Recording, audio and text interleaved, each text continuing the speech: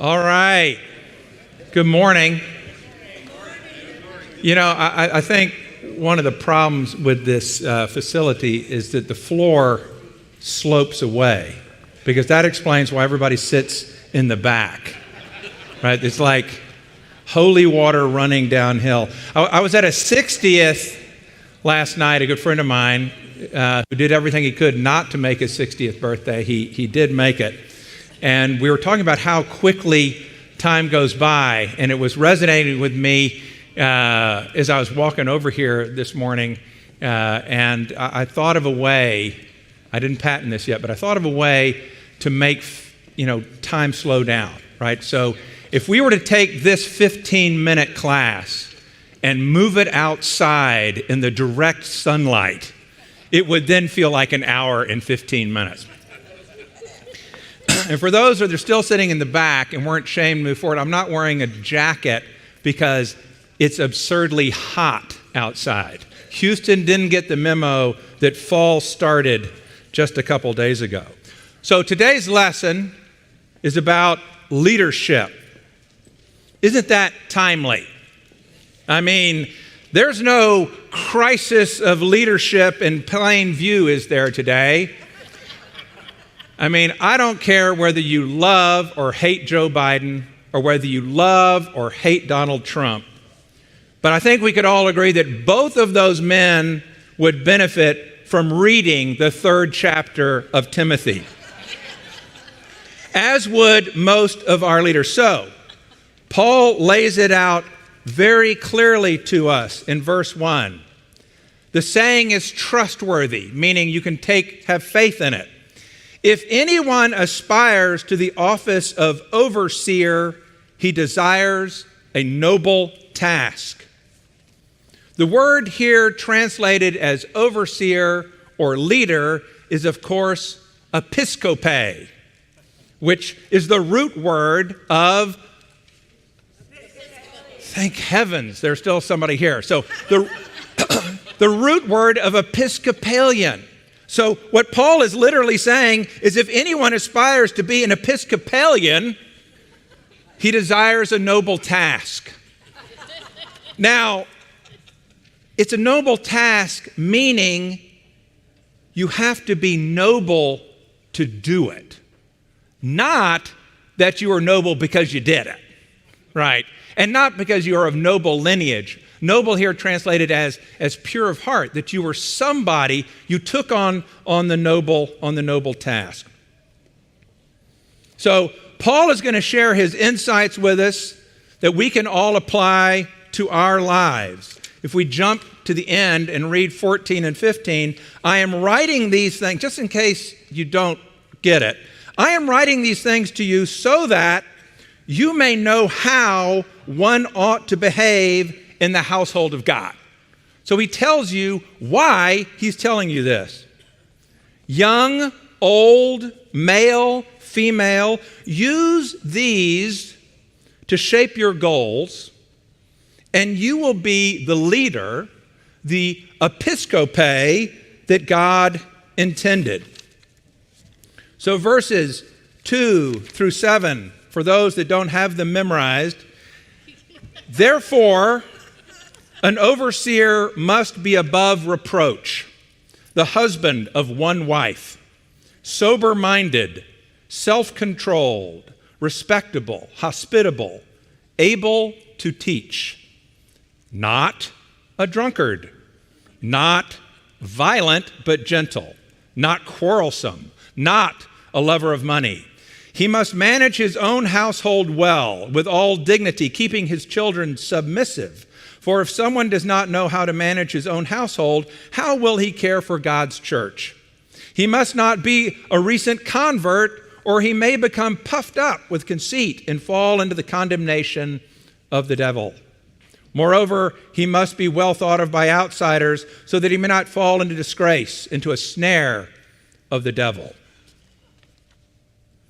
People think they are experts on religion because it is a personal decision. Paul says malarkey. I don't know the Greek origin of that word. To be a Christian leader, which is the only kind of leader worth being, takes time, sacrifice, and discipline. Let's break down the words in these verses. Above reproach. This word translates as not apprehendable, meaning they can't get their hands on you. This is not about your past. It's not about the bad things that you did in high school, if you did any bad things in high school. This is about living your life today in such a way that others may not lay a hold of you and drag you down. If you are actively doing something naughty, people are going to find out, and they're going to use it against you, and they're going to drag you down. How do you keep from being naughty? Let's look into this. Number one on the list, husband of one wife. That seems like a simple thing to do. It is, of course, more complicated than that, right? I don't see anybody around here married to more than one woman. I don't see any woman here married to more than one man. But what they're getting to is that this is the one, the commitment, right? The cornerstone of Christian life is fidelity. Actively in relationship with one person. I will tell you this, I am a very lucky man. I have an amazing wife. And I learn something new every single day by loving her. I learn things about myself by loving her. I must act to be a good husband. This isn't a nice to have. Paul puts this first as an essential ingredient. Next word, sober. Good news for Episcopalians. This doesn't mean you can't drink. It means you must control, be disciplined about what you drink. In ancient times and throughout history, alcohol has been ubiquitous, right? You had it at breakfast, lunch, and dinner. You had it with every meal. The Roman army drank something called posca, right? Which is wine, although we would not recognize it as wine we drink today, mixed with water and herbs. And it had medicinal value to it. It killed the bacteria in the water, and it's what people did. So it was an essential part, actually, of living at that time was drinking alcohol. Essential. So we can remember that part of it. But the goal here in Paul's statement is you have to manage what you drink. You have to blend it down. You can either let the alcohol control you or you can control the alcohol. Self-control. The Greek word, sophron, two root words. Sozo, which means safe, and phren, which is basically your gut, right? I mean, it's the midsection of the body, which is where the Greeks believed your emotions were housed. Your mind, your emotions, everything was here. That's where we get, your gut instinct concept. So this means controlling your emotions. In order to be a leader, you have to be able to control your emotions. Respectable, cosmios, right?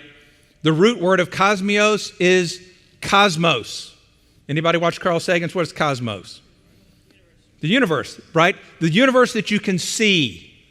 It's the universe you can see. So cosmios is living your life in such a way because everybody can see what you're doing, and you're living your life in such a way that you have discipline and orderliness that is visible to everyone. Hospitable. Philoxenos. Okay, so the two root words, we're going to have a test, right, and see if anybody can guess the two root words here, right? Philos and xenos. Philos, friend, right? Friend, brother. City of brotherly love, right? Friend, philos, exactly. And xenos. Anybody know xenos? Xenophobia, right? Aliens, right? You put those two words together, and what that means is that you're loving a stranger, right? Loving a stranger. Hospitality. So in a world that lived harvest to harvest, which our global governments are doing their best to try and get us to be doing now again, is where you would bring in a stranger and make a sacrifice for them at no appreciable benefit to yourself. That's what hospitality means. We've kind of lost the sense of that. Hospitality now means we invited my friends over, right? This is inviting and including other people in your life that aren't of your clan, that aren't of your people. A teacher. There's a lot of talk about education today. Critical race theory, woke agenda, liberal agenda, whatever. What does he mean by being a teacher? A teacher is any person, any leader, any Episcopalian that is willing to share their knowledge in such a way that others can understand and benefit from objectively. This is not a lecturer, right? This is not somebody that stands up and lectures you about who and what you are and what you did wrong. This is a teacher. The word didactos means speaking in a way that others can understand. The difference is sharing knowledge and facts versus demonstrating how smart you are and how much knowledge you have, or moving forward your own agenda. I was talking with Tom before this, and I was reminded, as I am every time I get up here, the reason why adult education expositorily teaches through each book of the Bible. Meg had to do chapter 2 last week. Oh my gosh, that's like the hardest thing on the planet. Because it's God's agenda and not our agenda. If you teach expositorily to the scriptures, it's God's agenda and not our agenda. The next verse is things not to do. Don't drink too much. In the Greek, that means don't drink too much. Do not be violent. And that's in action, but also in appetite, right? Do not be violent in the things that you want to have. Do not quarrel. Do not quarrel. Argument for argument's sake. We have built an entire entertainment industry around this one topic. And what does Paul say? Don't do that, because nothing good comes from that.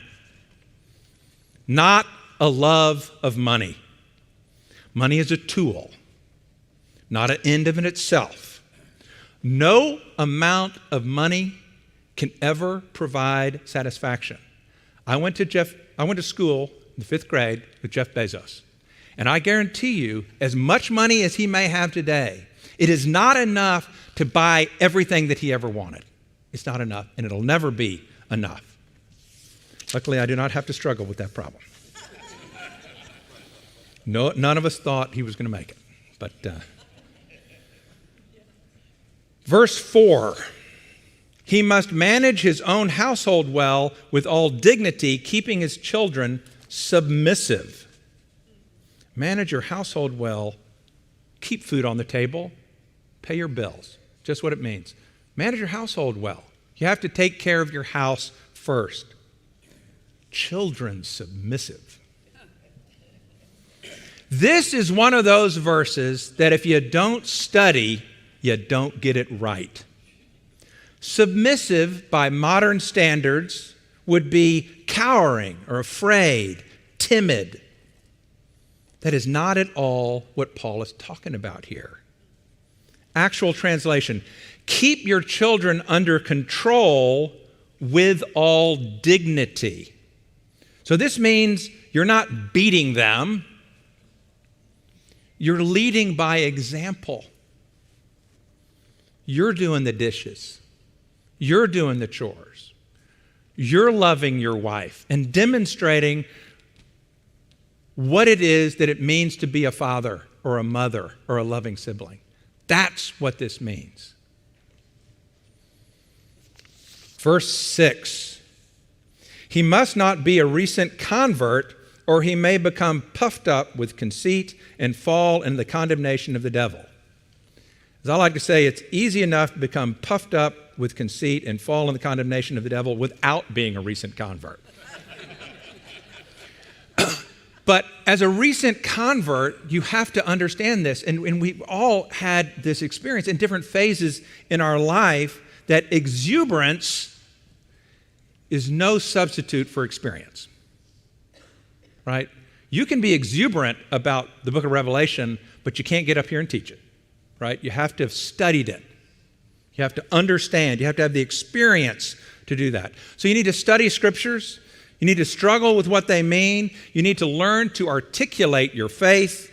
You need to learn to express your beliefs. After that, then you will be better prepared by your experience and the lessons that God is teaching you. The last part of verse 6, condemnation of the devil. Don't read that word in the Wall Street Journal very often, do you? We are also reminded that there is an active evil force in the world. There is an enemy actively working to tear you down, lead you astray. This is not just about self-control. We are actually standing against evil.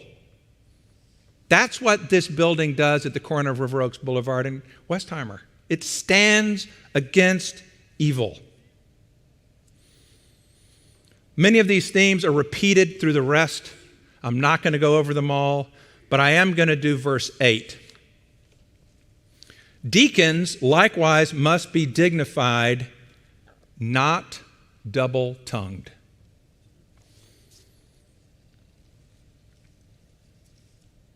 Not double-tongued. Dilogos. Literally saying one thing to one set of people and something completely different to another. We never did that, did we? We never acted one way at the office and maybe something different at church. The saddest thing I think you can hear is work with somebody for like 10 or 15 years and they say, I didn't know you were a Christian. Paul knows that we all start out that way. It doesn't happen the next day. It is a lifetime journey. We struggle to let go of our old life and our old ways of the world. But you must move away from that, and with alacrity. My grandfather, Fred Heine, died January 2nd, 1982, 40 years ago. The service was held at St. Luke's Methodist, and the minister came back, who'd become a bishop, to do the eulogy and the service. It's my senior year in high school. And he said something that summed up he said, I can sum up Fred Heine in one phrase. No double standard. He treats the shoeshine guy the same as he treats the president of the oil company. St. John's School, you get a senior picture. Not a particularly flattering one, but I have one. And that, I dedicated that picture, you put a little quote on it, I dedicated that to my grandfather, and I wrote, no double standard, down. They are words worth living by. The more you shape yourself to move in the Spirit at all times, the better off you're going to be. What is the good news? The good news is everything on Paul's list is something we can do. You do not need a master's in theology or a deep understanding of Greek. Every person here can read these simple verses and apply them to their life. You can be faithful to your spouse. You can drink in moderation. You can control your emotions. You can welcome strangers. You can share your knowledge to help others. You can live your life as a model for your children. You can be aware that there are evil forces in the world. You can have no double standard. Be the same with all people. And then you can become the episkope, the leader that God intends you to be, and that our community so desperately needs. Amen.